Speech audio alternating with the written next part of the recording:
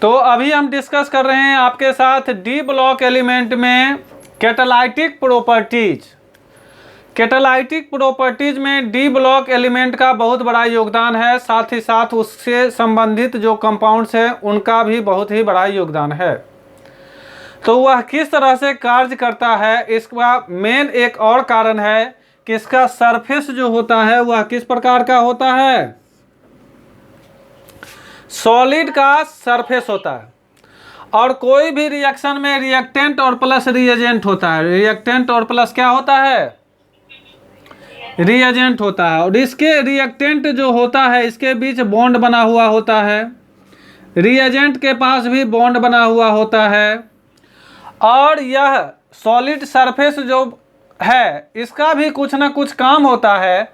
क्या काम होता है इसी बात को हम अभी बता रहे हैं कि डी ब्लॉक एलिमेंट में सभी एलिमेंट, ज़्यादातर एलिमेंट सॉलिड सरफेस के होते हैं और उनका बॉन्ड फॉर्मेशन होता है। क्या होता है, बॉन्ड फॉर्मेशन किसके बीच, तो बिटवीन लिखेंगे, बिटवीन आप लोग एक लाइन से ही लिखेंगे, हम सिर्फ समझाने के लिए लिख रहे हैं। आप लिखेंगे solid surface involve bond formation between किसके बीच, reactant molecules, reactant molecules,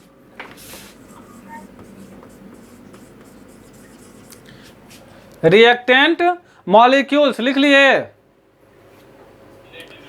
and atoms, and atoms of the surface of catalyst. तो ऑब्जेक्टिव क्वेश्चन में क्या पूछेगा कि ट्रांजिशन मेटल किस तरह से काम करता है, तो आप बोलेंगे कि उस पहला पॉइंट कि इसका पहला सॉलिड सरफेस होता है, दूसरा यह बॉन्ड फॉर्मेशन करता है, किसके किसके बीच बॉन्ड फॉर्मेशन करता है, तो रिएक्टेंट मॉलिक्यूल्स और atoms of the surface of the catalyst के बीच। तो ये सभी कॉन्सेप्ट को थोड़ा बहुत आप मिलाकर याद रखेंगे, ठीक है, याद रहेगा, क्योंकि कभी कभी क्वेश्चन थ्योरेटिकल भी पूछा जाता है डी ब्लॉक में, तो उस समय आपको ये बात लिखना है। इसके कारण क्या होता है कि कंसंट्रेशन ऑफ रिएक्टेंट लिखेंगे, because of it the concentration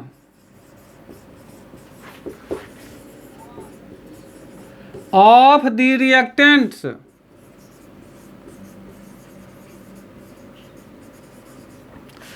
at the catalyst surface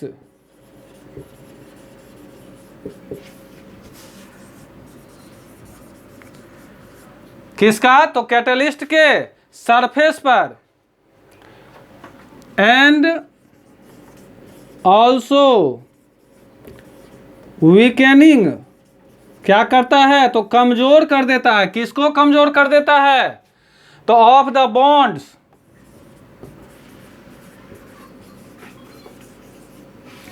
between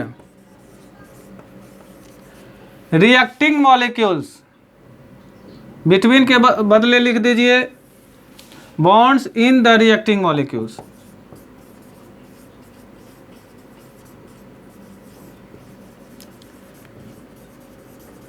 जो रिएक्टिंग मॉलिक्यूल्स होते हैं उसके बारे में कहा गया।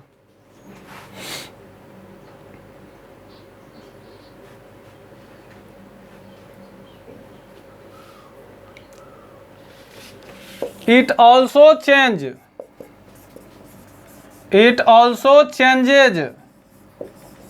the oxidation number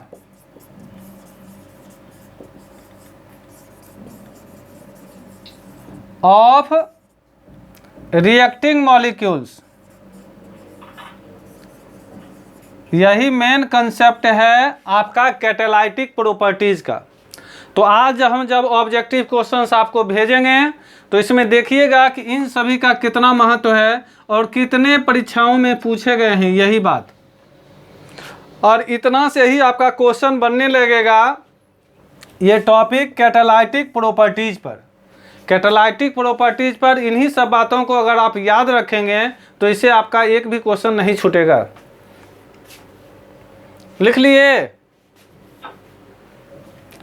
आप लोग। तो इसमें मेन कंसेप्ट क्या था कि कुछ ना कुछ तो उसका सरफेस का काम होगा ही।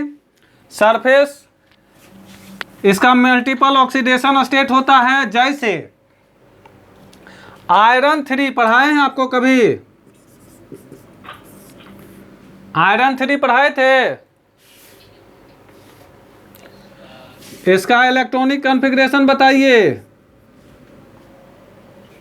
आर्गन 4s0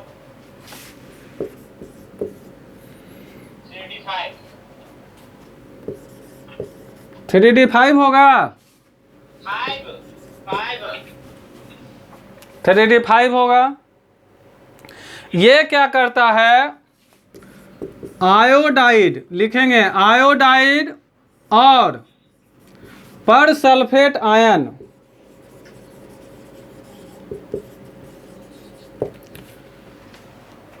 में कैटलिस्ट का काम करता है। किसका काम करता है?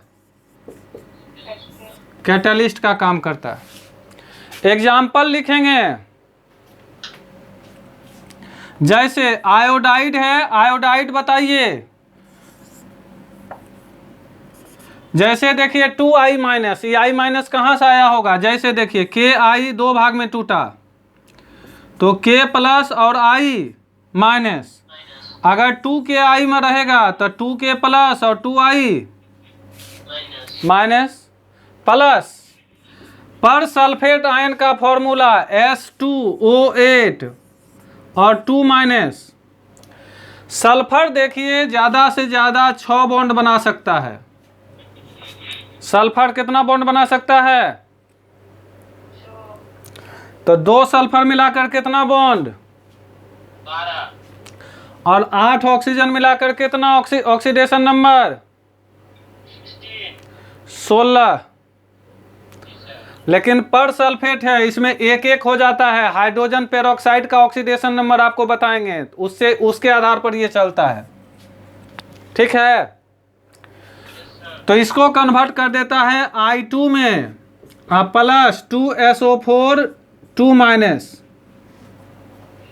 कैसे होता है सो देखिए, Fe2 प्लस जो है, Fe2 प्लस और प्लस 2I माइनस, इसी का ये एक्सप्लेनेशन है। Fe2 प्लस और प्लस 2I माइनस, ये होता है 2Fe2 प्लस, यहाँ पर 3 प्लस कर दीजिए, 2 प्लस, ये ऑक्सीडेशन नंबर इसमें घट रहा है। Fe3 प्लस से ये Fe2 प्लस में चला जाएगा और यहाँ पर I2 मॉलिक्यूल बनेगा।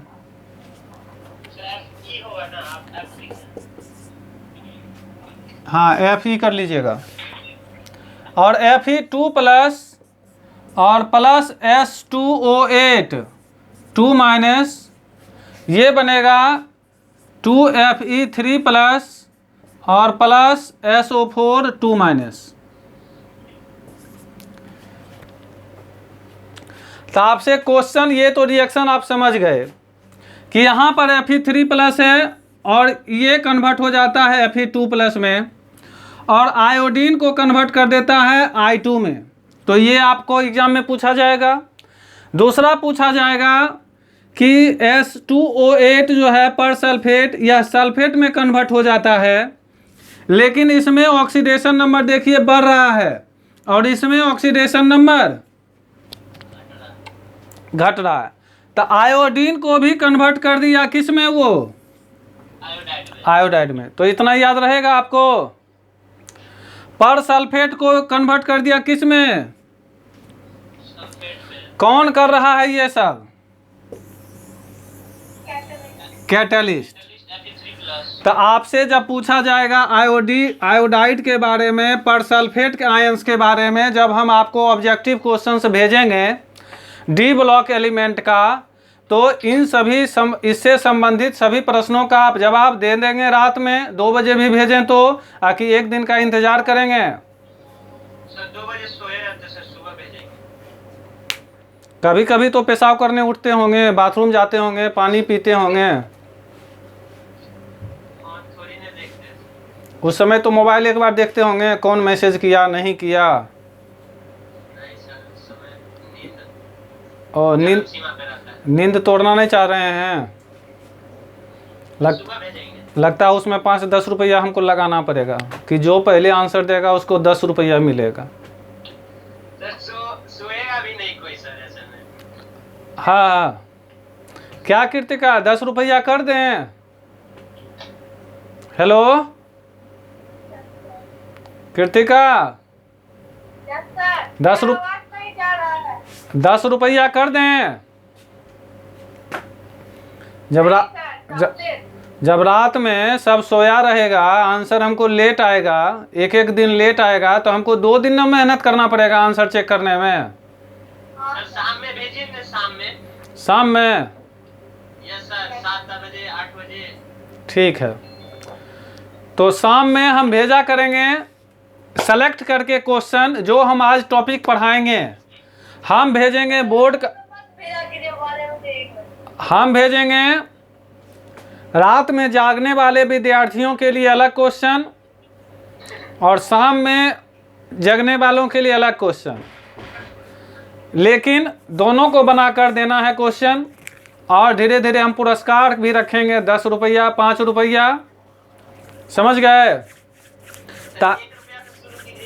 ठीक, 1 रुपया पेटीएम आप लोगों के सभी के पास है ना?